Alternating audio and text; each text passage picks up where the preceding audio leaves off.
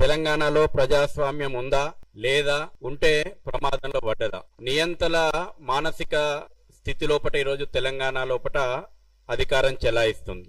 ఇంతకుముందు కప్పల ప్రసాద్ గారు చెప్పినట్టు మా అమ్మనే తెలంగాణ ఇచ్చిందని ఒకడంటుంటే మా అయ్యనే తెలంగాణ తెచ్చిందని ఇంకో పార్టీ అంటుంది. కాంగ్రెస్ పార్టీ ఏమో సోనియమ్మనే తెలంగాణ, అమ్మ లేకపోతే తెలంగాణ లేదు, మా అయ్య లేకపోతే తెలంగాణ ఎట్లొచ్చిందని బీఆర్ఎస్ పార్టీ అంటుంది.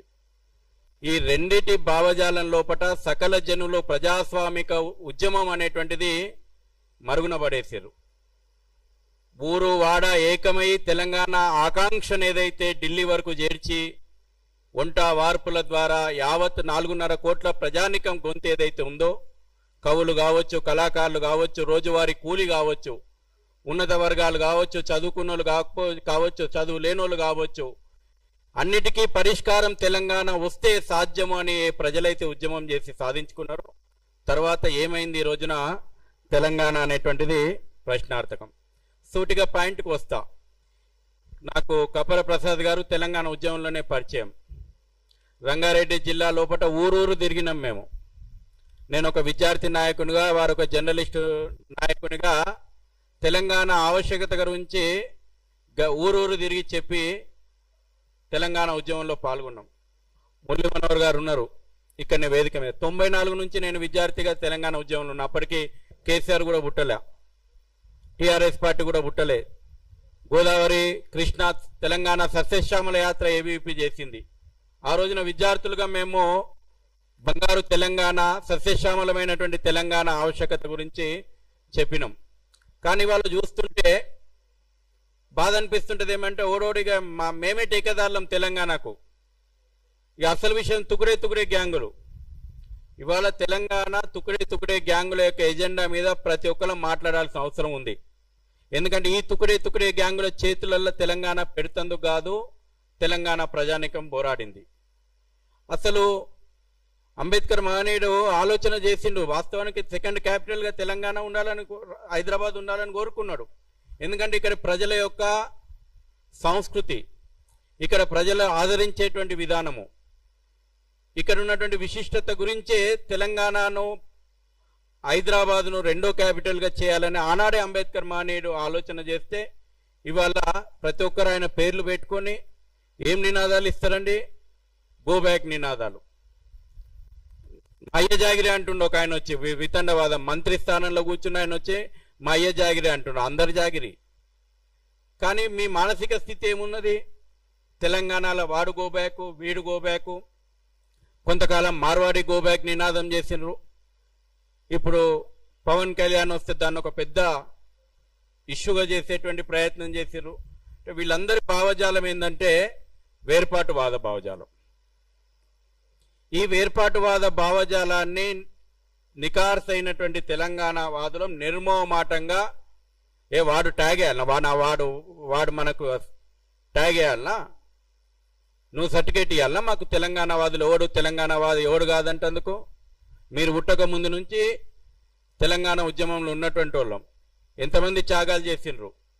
ఈ వేర్పాటువాదం ఎట్లుంటుందంటే నేను చాలా స్పష్టంగా చెప్తా. ఇది హిందుత్వాన్ని వ్యతిరేకించేటువంటి వేర్పాటువాదం, జాతీయవాదాన్ని వ్యతిరేకించేటువంటి వేర్పాటువాదం. ఇవాళ ఒక పవన్ కళ్యాణ్ వ్యతిరేకించరు అంటే వీళ్ళ పుట్టుకనే వేర్పాటువాద పుట్టుక, వ్యతిరేకించేటువంటి వాళ్ళను. మీకు బాగా గుర్తుంటుంది, మిలియన్ మార్చ్ అయినప్పుడు 17 విగ్రహాలు వలిగినాయి ట్యాంక్ బండి మీద. ఈ యొక్క జాతీయవాదాన్ని వ్యతిరేకించేటువంటి వేర్పాటువాదులు తెలంగాణ ఉద్యమంలో చేరి ట్యాంక్ బండి మీద మిలియన్ మార్చ్ పేరు మీద తెలంగాణ యావత్ వస్తే వాళ్ళ పైశాచిక ఆనందం చూపారు. శ్రీకృష్ణదేవరాయల విగ్రహం బలగొట్టిర్రు, అన్నమాచార్య విగ్రహం బలగొట్టిర్రు, మొల్ల విగ్రహం బలగొట్టిర్రు, వీరేశలింగం పంతులు విగ్రహం బలగొట్టిర్రు. మళ్ళీ కొన్ని విగ్రహాలు కనవల్ల వీళ్లకు. అంటే టార్గెట్గా ఏ విగ్రహాలను బలగొట్టాలనో సెలెక్టెడ్గా జాతీయవాదాన్ని టార్గెట్ పెట్టుకొని పనిచేసినటువంటి శక్తులు మిలియన్ మార్చిని మేము గుర్తించినాం. ఆ రోజే ఏబీవీపీ తరఫున మేము గలమెత్తినాం, ఈ రకమైనటువంటి వేర్పాటువాదం తప్పని చెప్పినాం. అంత పెద్ద ఉద్యమంలో నిర్మోహమాటంగా చెప్పినాం, ఈ వేర్పాటువాదాన్ని తెలంగాణ ప్రజలు యాక్సెప్ట్ చేయరని చెప్పి. తెలంగాణ ఉద్యమం లోపల ఉస్మానియా యూనివర్సిటీ లోపల మేము అందరం కూడా పనిచేసినాం. 38 కేసులు పెట్టుకున్నాం. 100 రోజులు జైళ్ళలో ఉండొచ్చినాం. ఏ రోజు కూడా ఈ శక్తులన్నీ కూడా అవకాశం దొరికినప్పుడల్లా తెలంగాణ ఉద్యమాన్ని వేర్పాటువాదం వైపు తీసుకుపోయేటువంటి ప్రయత్నం చేసినాం. ఇదే తెలుగుదేశం పార్టీ ప్రజాప్రతినిధులు రాజీనామా చేసి వచ్చి ఆర్ట్స్ కాలేజ్ దగ్గరికి వస్తే వాళ్ళను బహిరంగంగా వాళ్ళ మీద అటాక్ చేశారు. ఇదే వేర్పాటువాద భావజాలము.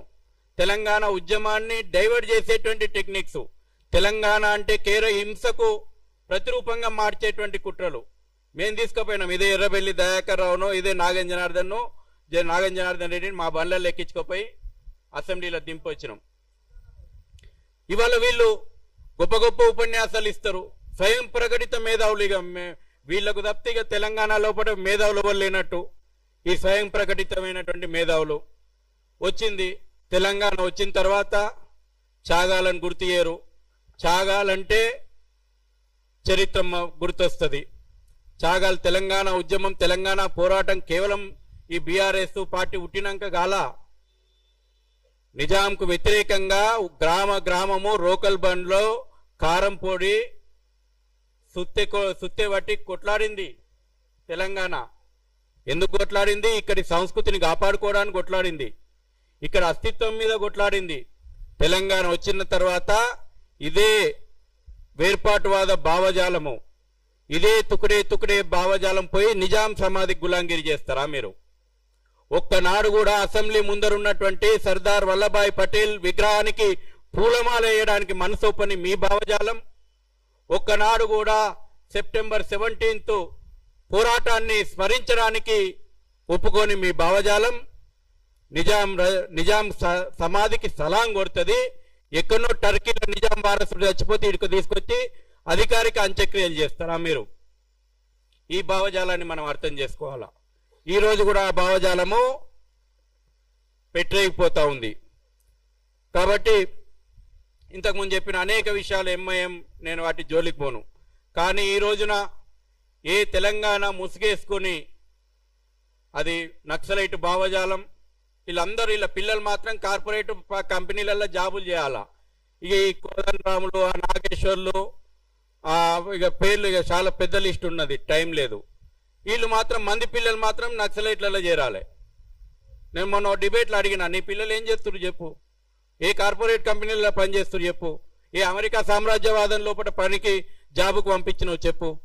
తెలంగాణ లోపల దారి తప్పించేటువంటి ఉద్యమాలని చేసినటువంటి వాళ్ళు ఈ రోజు కూడా అవే కుట్రలు చేస్తా ఉన్నారు. ఇదే కేవలం మనకు పైకి కనిపించేటట్టు పవన్ కళ్యాణ్ వస్తే వ్యతిరేకించారు. పవన్ కళ్యాణ్ వ్యతిరేకించారు అంటే వీళ్ళకి సనాతన ధర్మం గురించి గట్టిగా మాట్లాడతాడు, హిందుత్వం గురించి గట్టిగా మాట్లాడుతున్నాడు కాబట్టి వీళ్ళు వ్యతిరేకించాలా. ఈ రకమైనటువంటి విషయాలపైన ఇప్పుడు తెలంగాణ సమాజం లోపల మన ముందర ప్రశ్న ఉంది. మనం గట్టిగా మాట్లాడాల్సిందే. లేకపోతే ఈ తుకడే గ్యాంగులు తెలంగాణను వశం చేసుకోవాలని కలలు కంటున్నారు. అరే ఓడోడు ఇక నీకు వీడు స్టాంప్ వేసి ఇవ్వాలన్నా తెలంగాణకు హైదరాబాద్కు రావాలంటే? వీడు భావజాలం ఎట్లయిపోయిందంటే ముఖ్యమంత్రిని, మంత్రులను, రాజ్యాంగాన్ని, వ్యవస్థలను ఇవేవి మాకు పట్టనట్టు మాదే తెలంగాణ అన్నట్టు మాట్లాడుతూ ఉన్నారు. తెలంగాణ ప్రజలు బలిదానాల చరిత్ర ఉంది. అవును, తెలంగాణ ప్రజలకు ఉద్యమాల చరిత్ర ఉంది, తెలంగాణ ప్రజలకు త్యాగాల చరిత్ర ఉంది. అదే సందర్భం లోపల యావత్ భారతదేశానికి అమ్మ ప్రేమను పంచేది కూడా తెలంగాణనే భాగ్యనగరమైనటువంటి విషయము ఈ యొక్క తుకడే గ్యాంగులకు నేను గుర్తు చేస్తా ఉన్నా. అవును, అంత ప్రేమ ఉంటే మరి ఎందుకు ఇవాళ సెక్రటరియట్ ముందర ఎందుకు కొత్త సెక్రటరియట్ కట్టుకున్నారు? దారుస్థలం నుంచి వచ్చిన అరబిక్ కల్చర్ గుర్తొచ్చింది కానీ కాకతీయ కల్చర్ మీకు గుర్తురాలా. సెక్రటరియట్ కట్టాలనుకున్నప్పుడు అరబిక్ కల్చర్ గుర్తొచ్చింది, దారుస్థలం నుంచి వచ్చినటువంటి స్ట్రక్చర్ గుర్తొచ్చింది. మరి సెక్రటరియట్ లో విగ్రహం పెట్టుకోవాలనుకున్నప్పుడు పివి నరసింహరావు గుర్తు రాలేదా మీకు? రాజీవ్ గాంధీ గుర్తొస్తాడు. ఇవాళ అనేక పథకాలకు తెలంగాణ పేర్లు పెట్టాల్సిన అవసరం లేదా? కాబట్టి మాట్లాడాల్సి వస్తే అన్ని మాట్లాడతాం. కాబట్టి ఒకటే విషయము, ఈ యొక్క తుకడే గ్యాంగుల ఎజెండా లోపట తెలంగాణ ప్రజలు పడొద్దు. రోహింగ్యా బంగ్లాదేశీ గురించి మాట్లాడరు, వానికి రేషన్ వంచి వస్తారు వీళ్ళే. వీళ్ళే షెల్టర్ జోన్లు ఏర్పాటు చేస్తారు. కానీ ఈ దేశంలో ఉన్నటువంటి మన తోటి పౌరులను మాత్రం వ్యతిరేకించాలి. మీ పిచ్చి పరాకాష్ఠకు చేరింది. ఈ పిచ్చిని తెలంగాణ స్వాగతించదు. ఇప్పటికైనా ఈ స్వయం ప్రకటిత మేధావులకు కానీ ఈ యొక్క ఠేకేదారులకు కానీ జ్ఞానోదయం కలగాలి. లేకపోతే మాత్రం ఖచ్చితంగా మిమ్మల్ని రోడ్ల మీద ఉరికిచ్చి కొట్టే రోజులైతే ప్రజల చేతులకు ఎజెండా తీసుకుంటే మీ పిచ్చిని బుద్ధి చెప్పేటువంటి రోజులైతే వస్తాయి. ఎందుకంటే మరీ టూ మచ్ అయిపోయింది మీ వ్యవహారం. కాబట్టి ఈ యొక్క మంచి ప్రయత్నం చర్చ మీరు అన్నారు జిల్లాలో పెట్టాల్సిందే, ఓపెన్గా మాట్లాడాల్సిందే. ఓపెన్గా జాతీయ భావం వాడోడో కలలు కన్నాడట తెలంగాణ వస్తే ఇక్కడ హిందుత్వం పెరిగిపోతుంది, జాతీయ భావం పెరిగిపోతుంది అని వాడు ఓవైసీ కలలు కన్నాడట. నిజం చేస్తాం బిడ్డ, నిజం అవుతుంది అది. ఖచ్చితంగా నీ కళలు నిజమయ్యే రోజులు ఉన్నాయి. ఇక్కడ జాతీయవాదమే పుంజుకుంటుంది, ఇక్కడ హిందుత్వ జాతీయవాదమే రాబోయే రోజుల లోపల ఉంటుంది. నీ వేర్పాటువాదం, నీ రజాకార్ భావజాలంకి బొందలే మిగులుతాయి. చాలా బొందలు ఉన్నాయి ఇప్పటికే, ఇంకో బొందలు మిగులుతాయి.